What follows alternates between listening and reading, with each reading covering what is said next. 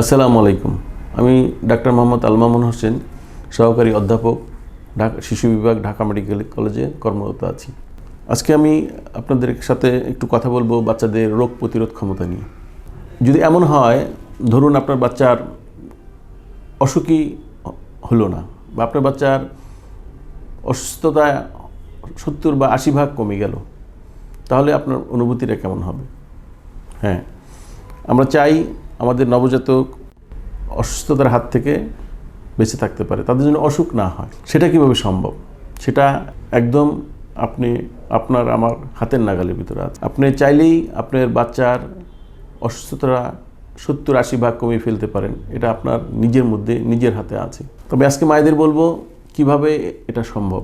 মূলত আমাদের বাচ্চারা কয়েকটা রোগে বেশি ভুগছে এবং কয়েকটা রোগই মূলত মৃত্যুর জন্য বেশি দায়ী। তার ভিতরে একটা আছে ডায়রিয়া, মারাত্মক ডায়রিয়া। 2 নম্বর আছে শিশুর নিউমোনিয়া। 3 নম্বর আছে কিছু সেপ্টিসেমিয়া, মেনিনজাইটিস অসুখ। আর এখন প্রকট আকারে দেখা দিয়েছে বাচ্চাদের অ্যাজমা। আগের তুলনায়, যে কোনো সময়ের তুলনায় এখন বর্তমান সময়ে শিশু বাচ্চাদের অ্যালার্জিজনিত বা অ্যাজমা বা শ্বাসকষ্ট অসুখটা তীব্র। তো এই সবগুলো অসুখই আমরা অনেকাংশেই কমিয়ে ফেলতে পারি 2-3টা উপায়। সেই উপায়গুলো নিয়ে আমি আজকে আলোচনা করছি। প্রথমত, একটি মা যদি তার শিশুকে প্রথম 6 মাস শুধুমাত্র মায়ের বুকের দুধই খাওয়ায়, তাহলে তার রোগ প্রতিরোধ ক্ষমতা বহু অংশে বেড়ে যায়। তার অসুখ বিসুখ বলতে গেলে 80%ই কমে যায় শুধুমাত্র বুকের দুধ 6 মাস খাওয়ানোর মাধ্যমে। এই সময় অন্য কোনো খাবার, এমনকি পানীয় দেওয়ার নিয়ম নেই। আমরা যদি নবজাতক বাচ্চাকে জন্মের 1 ঘন্টার ভিতরে বুকের দুধটা খাওয়াতে পারি, শাল দুধটা, এবং পরবর্তীতে এই বুকের দুধটা কন্টিনিউ করতে পারি 6 মাস পর্যন্ত শুধুমাত্র বুকের দুধ, তাহলে বাচ্চার এই যে ডায়রিয়াজনিত অসুস্থতা, নিউমোনিয়া, অ্যালার্জি, মারাত্মক পুষ্টিহীনতা, এইরকম অসুখগুলো অনেকাংশেই কমে যাবে। বুকের দুধের উপকারিতা নতুন করে বলার কিছু নেই। এটা আপনার বাচ্চার বুদ্ধিবৃত্তি বিকাশে সর্বাত্মক সহায়তা করে। আপনার বাবুর বুদ্ধিমত্তা যদি আমরা বেশি চাই, সে সমাজের একটা প্রতিভাবান ব্যক্তিত্ব যদি উঠাতে চাই, তাহলে বুকের দুধের কোনো বিকল্প নেই। দ্বিতীয়ত, তার ডায়রিয়া অনেকাংশে কমে যাবে।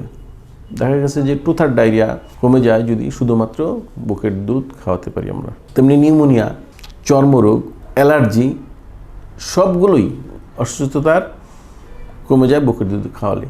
এবং এর ভিতরে মায়ের বুকের দুধে যে অ্যামাইনো অ্যাসিড আছে, সেগুলো বাচ্চাকে অসুখ বিসুখ থেকে বাঁচিয়ে রাখতে সাহায্য করে। সেকেন্ড হচ্ছে, 6 মাস বুকের দুধ খাওয়ার পরবর্তী সময়ে অ্যাপ্রোপ্রিয়েট কমপ্লিমেন্টারি ফিডিং, মানে যথোপযুক্ত সুষম খাবার যদি আমরা বাচ্চাকে দিতে পারি 6 মাস থেকে 2 বছর পর্যন্ত, তাহলে ওই বাচ্চার 2 বছর পর্যন্ত বুকের দুধ খাবে, মায়ের বুকের দুধ খাবে, পাশাপাশি সুষম খাবারগুলো যদি আমরা দিতে পারি, তাহলে ওই বাচ্চার অসুখ বিসুখও অনেকাংশেই কমে যায়।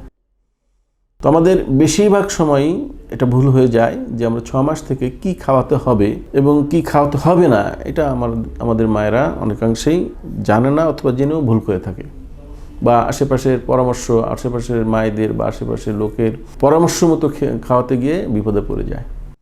তো আমি বলবো, এই সময়, এই 6 মাস বয়সটা খুব ক্রুশিয়াল। এই সময়ে একজন ডাক্তারের পরামর্শ নিয়ে তার যথোপযুক্ত কি খাবার হবে, যেমন 6 মাস থেকে 8 মাস বয়সে একটা খাবার নির্ধারিত আছে, কতটুকু খাবে সেটা নির্ধারিত আছে।